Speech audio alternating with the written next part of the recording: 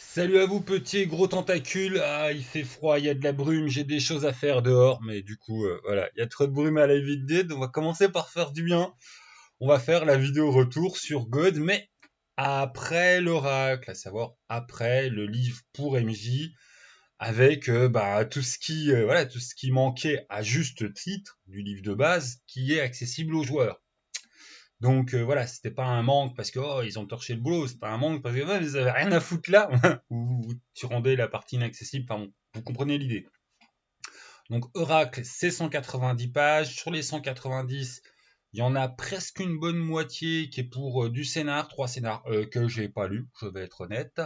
Moi, j'ai lu en fait la première partie, à savoir les 80 pages bien consacrées au background secret, en fait, voilà, qui répond à toutes les questions que j'avais. Que je me dis, ah, où c'est qu'ils vont, qu'est-ce qu'ils vont nous faire. Et puis le survol du bestiaire, puisqu'on a effectivement maintenant un bestiaire côté MJ, avec tout ce qu'il faut pour les humains voilà, qui posent problème, les humains spéciaux, et puis aussi les monstres, à savoir les bestioles chargées en essence, en énergie magique, pour ceux qui voilà, n'ont aucun concept sur le jeu. Et puis on va être clair tout de suite, God c'est une putain de réussite, je vais être clair, c'est l'héritier de Bloodlust. Voilà, on va pas être plus compliqué que ça. T'as aimé Bloodlust, t'as entendu du bien de Bloodlust, on t'a pitché Bloodlust parce que des vieux de ton club y ont joué et que t'es jeune et que t'y as pas connu et puis mania.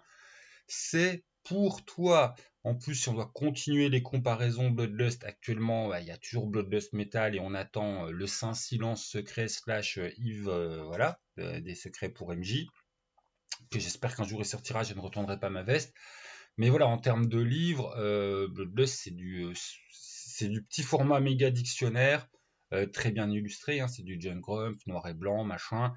Mais j'ai l'impression de trahir un pote, hein. Mais God, c'est le cran dessus. Enfin, les illustrations, c'est des pleines pages couleurs qui tabassent. Enfin, c'est voilà.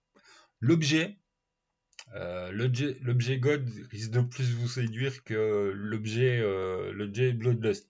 Ah, j'ai l'impression d'être un traître à ma cause. Ça m'arrache la gueule de dire ça. Ensuite, puisqu'on en est, je respecte déjà pas mon plan. Aïe, je me suis pas fait un plan pour rien. Donc le digne de successeur de Bloodlust, pourquoi? Parce qu'on a un petit peu le même arrière-goût. C'est pas les mêmes peuples, c'est pas les mêmes, mais il y a de la violence. Il peut avoir du sexe, c'est moins marqué, mais bon, ça peut être tout à fait présent. On a le délire avec les armes dieu slash les éclats, à savoir voilà, de l'objet chargé de puissance divine avec ses propres désirs. Les éclats sont beaucoup moins personnalisés que les armes dieu. Mais bon, mais elles sont un lien à un dieu. Et puis du gros délire cosmique au sens le plus de gods par rapport au vieux Bloodlust à la V1. La V1 avait créé un traumatisme sur le dévoilement des secrets, l'origine des armes dieux, tout simplement parce qu'on était dans de la Sword and Sorcery, matinée de Dark Fantasy, et que tout d'un coup on avait pris un gros virage à 181 degrés pour arriver sur de la science fantasy. Et ça, beaucoup de gens l'ont vraiment très très mal vécu, parce que de toute façon voilà, c'est un changement de thème complet du jeu. C'était une grosse prise de risque. Moi, j'y étais pas allergique, même s'il est vrai que les derniers suppléments de Bloodlust ont été torchés, hein, et que le travail est mal fait. Voilà. Mais les idées en soi me dérangent pas. Alors là, soyez heureux. Les vrais secrets de Gods, on reste voilà, sur ce qui a été tracé voilà, ce qu'on sent dans le livre de base, ça y répond. À savoir, il y a des révélations, il y a des choses qui vont voilà, vous dire ça je le suspectais, ou ça c'est voilà, ça change un petit peu les si les joueurs le savaient, ça changerait certains rapports, mais il n'y a pas de méga twist renversement que tout d'un coup tu arrives dans un autre registre de jeu, un autre registre de récit. Voilà, t'es toujours dans de la dark fantasy. D'ailleurs, c'est un petit peu plus de la dark fantasy. Voilà, le côté, j'avais plus senti la Swords and Sorcery que la dark fantasy dans le livre de base. Là maintenant, je sens plus la dark fantasy que la Sword and Sorcery. La quatrième de couve, elle te présente le jeu comme un jeu de dark fantasy. Avant Oracle, je me dis oui, bon, parce que ça fait dark. Mais en fait, c'est plus de la Sword and Sorcery. Maintenant que j'ai les secrets, je voudrais dire, ouais, en fait, ouais, c'est pas de la dark fantasy, hein. C'est de la dark fantasy, les gars, il n'y a pas de problème.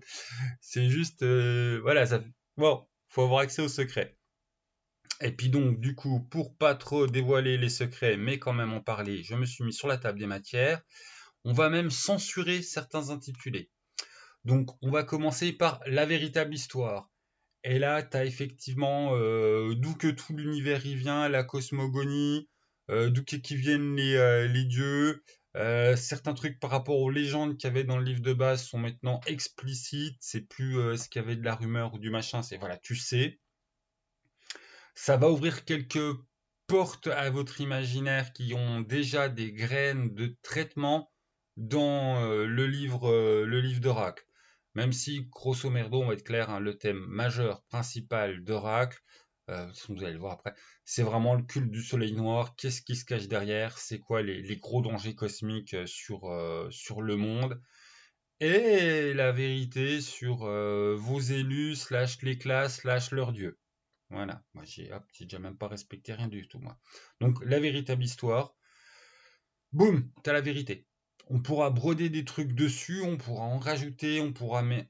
T'as un socle qui sera invariant, voilà, qui est vraiment ce qui s'est passé, où il n'y a pas de zone d'ombre. Il y aura des zones à rajout possibles, c'est une évidence, mais pas de zone d'ombre. Le culte du soleil noir, The gros morceau, c'était complètement insatisfaisant dans le livre de base, c'était voilà, un petit avant-goût. Voilà ce que peut savoir en fait le joueur curieux qui va lire le livre, mais il n'y avait pas de réponse, il y avait pas, voilà, ça manquait de beaucoup. Là, ça manque plus. Voilà, là, tu sais ce que c'est, tu sais d'où ça vient, tu sais le pourquoi du comment, tu sais ce qu'il y a derrière, tu connais les grands big boss, tu vois les enjeux, la totale. Voilà, MJ, après le livre de base, je disais ouais, mais du coup, en tant qu'MJ, je vais être incapable d'utiliser certains trucs. Oui, c'était normal pour les utiliser. C'était loin des petites minettes des joueurs, et maintenant tu as tout. Sanctuaire et artefact. Là, ça a l'air un peu chiant décrit comme ça, sauf qu'en fait, c'est plutôt bien, mais là, rien que pour en fait définir c'est quoi exactement les artefacts, les reliquaires, les machins, faut commencer à spoiler du jeu. Mais en gros, on va avoir trois formes d'objets magiques non éclats qui peuvent traîner dans le monde, qui sont hérités des temps très anciens.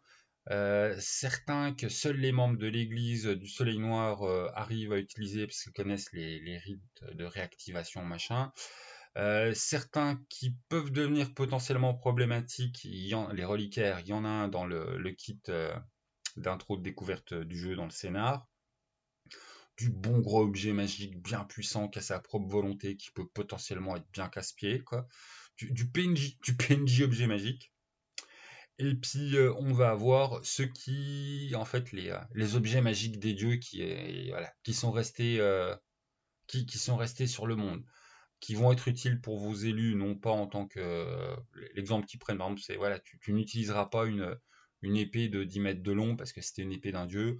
Voilà, tu n'utiliseras pas la couronne de tel machin dieu parce que c'est la taille d'une pièce de château. Par contre, c'est des réserves de magie, c'est des réserves d'essence. Il peut avoir des choses avec. Ensuite, culte et société secrète. Miam, miam, miam, miam, miam. Il y a des factions secrètes dans le jeu. Miam, miam, miam, miam, miam. Alors là, je vais faire ma fine bouche. Elles sont survolées. T'as de quoi comprendre qu'est-ce qu'elles veulent, qu'est-ce qu'elles font, machin. À elles seules, elles peuvent se faire voilà, ils peuvent sortir un supplément livre background, culte et faction, machin, de 80 pages, que ça passera quand même. Ça fait partie des trucs voilà, qui sont donnés au MJ où après tu risques de te dire voilà, moi celle-là elle m'intéresse, je vais l'utiliser puis je vais développer. Ou il y a bon, faites des suppléments. On veut des suppléments sur les cultes et factions. Héros des terres sauvages, du PNJ en veux-tu en voilà. Attention, du PNJ non-stat. Voilà, c'est à chaque fois, t'as le bloc qui est, qui veut, qui fait. Et forcément, pour que ça s'appelle héros des terres sauvages, c'est des personnages importants. Attention, il y a le mot héros, c'est trompeur. Ça va pas être que des copains à vos joueurs, hein. Il y a certains voilà, si jamais tu sais pas trop comment ils arrivent à s'en sortir déjà avec la merde qu'il y a derrière le cul du soleil noir. Parce que là, ouais, là ils ont sorti la grosse artillerie, hein. C'est difficile d'imaginer en fait plus haut en termes d'adversité. Voilà. Cthulhu va coucher. On en est là. On en est à Cthulhu va coucher. Donc bon.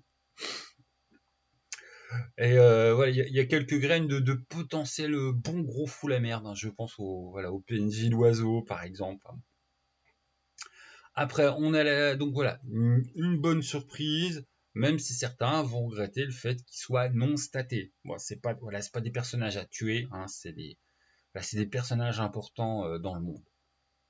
L'ascension, si on en revient à Bloodlust, les règles de fusion, voilà, il y arrive un certain moment, t'as dépassé l'accord, l'entente, le machin, boum, il y aura la question, qu'est-ce qui se passe entre toi, le dieu, l'éclat. L'ascension, ça y répond. Et je brûle de spoiler, je spoilerai pas. C'est pas exactement comme Bloodlust, voilà, pour tous ceux qui ont Bloodlusté. Sur les 3 options de Bloodlust de fusion, il y en a une en moins. Bon, je pense que j'ai déjà donné assez d'indices. Après, nous arrivons sur le titre que je vais être obligé de vous censurer parce que c'est alors le nom du grand méchant est deux gros méchants, mais plus en mode lieutenant. Où là, bah voilà, on met les pieds dans qui est qui fait quoi. Il y a du divin, il y a du gros balèze. Et enfin, on est sur antagonistes et créatures. Donc les monstres, à savoir des créatures chargées d'essence, plus les humains casse-pieds, que vos joueurs vont avoir un bon plaisir à latter. Bon, certains sont assez, voilà, c'est juste du niveau humain, ils seront dangereux par leur perfidie, leur complot, tout ça. On a quelques agents de l'église du culte du Soleil Noir qui sont véritablement dangereux. Aussi bien ceux qui arrivent à tirer des pouvoirs un peu équivalents des élus par rapport à leur culte et leur propre divinité et tout ça, que certains matos qu'ils arrivent à avoir accès qui vont être bien dangereux pour vos élus. On a un truc, c'est un peu Richard pour Néphilim. Voilà, on est dans ce goût-là. Et puis après, c'est les scénars. Donc vraiment de la très très belle grosse surprise. Je suis bien content. Il m'a fallu que 2h30 pour me bouffer les 80 pages de background parce que elles sont, voilà, c'est bien écrit, c'est bien concis. Quelques moments, tu vas faire des renvois au livre de base pour te rappeler de ouais, mais de quoi qu'on me parle. Mécaniquement, c'est très intéressant de voir que certaines révélations vont faire même des clins d'œil à certaines mécaniques de jeu. Voilà, des trucs que tu pensais être juste de la mécanique de jeu. En fait, c'est déjà quelques petits indices sur les secrets de l'univers. Ça, c'est, voilà. Ça, j'avoue, c'était très appréciable. Il n'y en a pas 150 000, mais tu as des petits indices pour les joueurs pour comprendre certains secrets de l'univers de jeu qui sont dans les mécaniques de jeu sur leur putain de fiche de perso. C'est une petite cerise qui plaira quand même. Et puis voilà, est-ce que, si, je pourrais rentrer dans les secrets, mais bon, ouais, il est même pas encore livré. Si je commence à spoiler du genre, ouais, alors, je te gâche la lecture. Mais bon, hop, je mets la pause pour voir si j'oublie rien sur mes petites notes. J'ai fait des notes. Non, non, j'oublie rien. J'ai juste bien essayé de synthétiser à la fin sur, bon, pour qui c'est, si t'as Bloodlust dans ta bibliothèque, tu cherches pas à comprendre, t'achètes God. Déjà. Là. Si tu as été, ou que tu as aimé Bloodlust, été joueur Bloodlust, t'as aimé Bloodlust, t'as été MJ Bloodlust, t'as envie de quelque chose dans ce goût-là, mais dans un autre univers, tes joueurs connaissent le lore par cœur, enfin, voilà, tu leur proposais une alternative avec quelque chose du parfum voilà, qu'on avait dans nos jeunes années. Gods est l'héritier parfait, le digne héritier. Je pense que pas mal de gens vont trouver que Gods est mieux.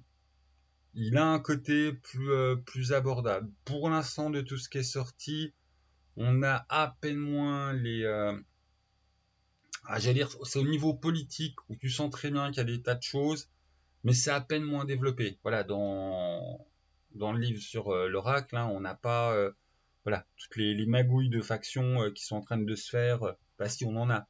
Enfin, je veux dire, voilà, le côté géopolitique est pas tant développé que ça pour l'instant, même s'il y a clairement plein de trucs entre le livre de base et le livre de l'oracle.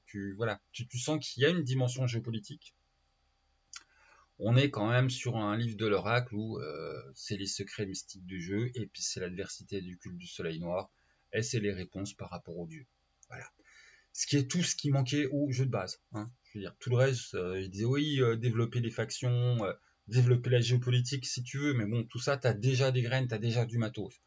ce qui était un manque dans le livre de base, ce qui fait que, selon moi, tu peux pas te dire j'achète juste le livre des joueurs et puis j'invente tout seul, ou alors tu vas avoir beaucoup de boulot à inventer, tu vas créer ton Gods parce que tu seras plus du tout dans le lore officiel. Voilà, c'était les réponses cosmiques, c'était qui sait qu'il y a derrière le soleil noir qui s'étend, enfin, et tout ça on sait, tout ça on sait, et ça respecte le canon de base. Voilà, je pourrais pas en dire plus, mais on n'est pas du tout dans du. Il y a quelques petits twists qui sont assez subtils, mais voilà, on n'a pas de gros twist à la Bloodlust avec et tout d'un coup on fait de la science fantasy. T'aimes pas ça, bah tant pis, tu vas cracher sur le jeu. Voilà, il y a pas ça. On a une continuité d'ambiance et voilà, le truc que je peux dire, c'est on monte d'un cran dans la dark fantasy. Le jeu mérite désormais, par rapport au livre de base, oui, dark fantasy, ok un peu, mais quand même vite fait, plus Sword and Sorcery, je me répète, on sentait plus la Sword and Sorcery. Maintenant, tu vas bien la sentir, la dark fantasy, et voilà, les élus vont être appelés, être puissants, mais bonne chance, hein, en face, quoi.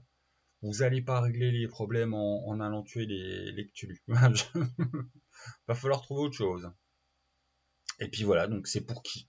Je me répète, pour ceux qui ont super kiffé Bloodlust, pour ceux qui aiment les systèmes quand même, voilà, qui ont une certaine densité. Il va vous falloir quelques parties pour bien tout prendre en main. Et puis voilà, hein, on va pas se le cacher. Un système qu'une fois que tu l'as maîtrisé, je pense qu'effectivement voilà, ça doit bien rouler. Mais tes premières parties, il y a quand même pas mal de petites choses. Pour ceux qui aiment quand même la Sword and Sorcery et la Dark Fantasy dure, Oracle monte d'un cran. Il y a un petit côté horreur, il y a un petit côté effectivement thème mature. Sur le bouquin de base, c'est écrit attention, thème mature, pas pour tout le monde. Oui, mais bon, voilà, y a rien de oh, je suis traumatisé. Bon, dans Oracle, t'auras pas non plus de méga, je suis traumatisé, mais on durcit le trait sur ce qui est traité en thématique. Et le dernier petit attention warning machin, ça me semble quand même plus pour ceux qui aiment jouer en campagne, tout simplement parce que c'est un jeu à secret, c'est un jeu à univers qui va bouger, c'est une évidence. Vous arrivez dans un immense bac à sable qui est appelé à bouger. Il y a des protagonistes qui veulent faire des choses. Il y a des prophéties qui sont en route, hashtag fin du monde. Il y a la résurgence des dieux. Enfin, il y a vraiment plein de choses qui sont en train de se passer. Donc, tu n'es pas dans un cadre de campagne fixe où les héros, leur but, ça va être juste de ramener le statu quo. Non, non. Tu es dans un cadre de campagne qui va bouger avec des engrenages qui ont commencé à bouger et le monde va se transformer pour le meilleur ou pour le pire. Il y a des chances que ça soit pour le pire. Et puis voilà, donc du coup, bah, tu peux te faire un petit one shot pour apprendre les règles puis avoir un petit avant-goût. Mais honnêtement, bah, tu n'es pas obligé de jouer en méga campagne super longue. Mais je pense quand même que l'intérêt du jeu, ceux qui vont le plus kiffer, c'est ceux qui peuvent se permettre de jouer une bonne campagne d'au moins un an. Hein.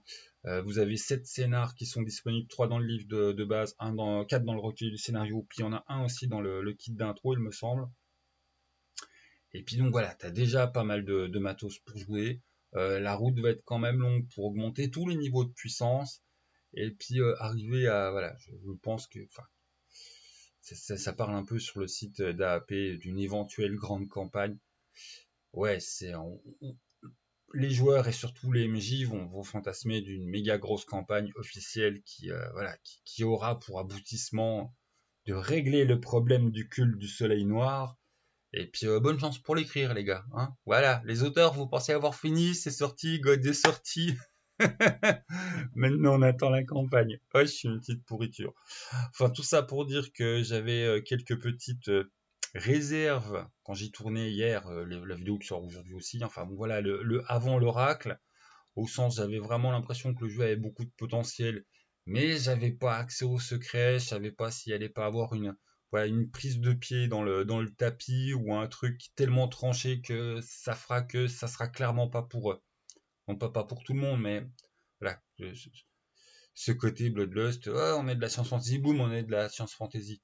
Voilà, cette articulation qui peut être une grosse douche froide hein, quand tu te rends compte que bah, ton jeu, c'est pas ton jeu.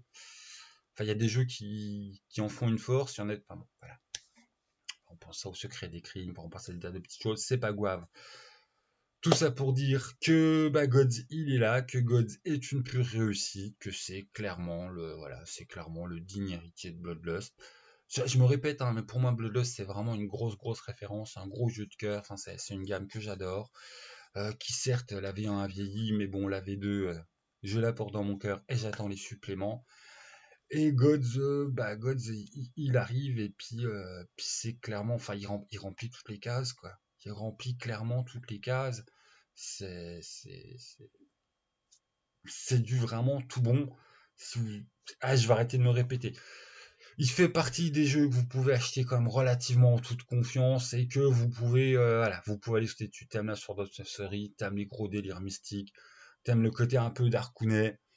Bon bah vas-y, va te faire plaisir, va t'acheter tes gods, tu vas t'amuser. Il y a juste le petit bémol, si vous aimez que les règles vraiment légères à la Barbarian de Flemuria, des règles peut-être trop complexes pour vous. Voilà. Sinon, allez-y, vous gênez pas, faites-vous plaisir. C'est une tuerie annoncée. Je lui souhaite un grand succès parce qu'il le mérite bien. Qu'il est en plus, enfin, il est très bien écrit, il est très bien illustré. C'est une réussite sur tous les tableaux et surtout, enfin, moi, c'est ce qui m'intéresse le plus dans les jeux, hein. Le lore de fond tient ses promesses. On va avoir de l'épique, on a de l'enjeu, on a de quoi créer des grandes légendes. Donc, bonne découverte, bonne lecture, bon jeu à tous, et puis, Gods, voilà, totale réussite.